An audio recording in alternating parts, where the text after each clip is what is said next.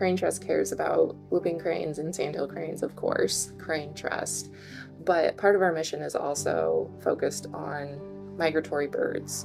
And so that includes birds that migrate through, like sandhill cranes and whooping cranes, but also the birds that migrate to us to breed and raise their chicks and then move on. A lot of that bird community is actually grassland birds, which are some of the fastest declining species in the US, especially bobolinks and our Henslow's sparrows.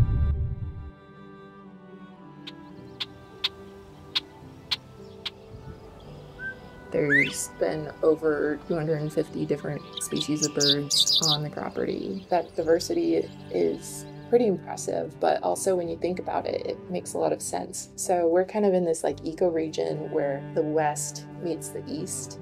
So birds that are in the east, they have habitat that's suitable for them here.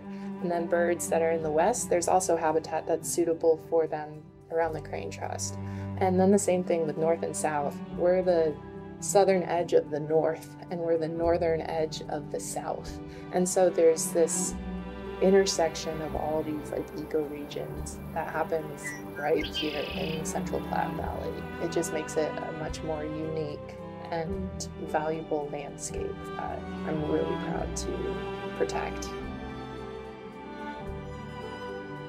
Our primary goals for our avian surveys is to monitor the populations of birds. We do 15-minute point count surveys at all of our monitoring plots throughout our property, which requires us to listen and look for all the bird species that we can see and hear. That includes keeping track of the relative abundance of each species and then the overall diversity of birds at each location.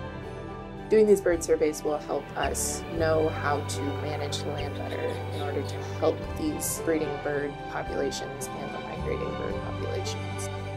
We take a lot of pride in the quality of data that we collect. There's a bias that everybody has. Some people are better at hearing birds or different species or seeing other species compared to other people, and we just keep track of who's doing the survey, and then we can kind of do a bias calculation when we go into analyze all the data. Then we also have a QA/QC time where we quality check all of the data that we entered, make sure that it matches up with the data that we wrote down in the field, that our database shows exactly what was written down or what was intended to be there.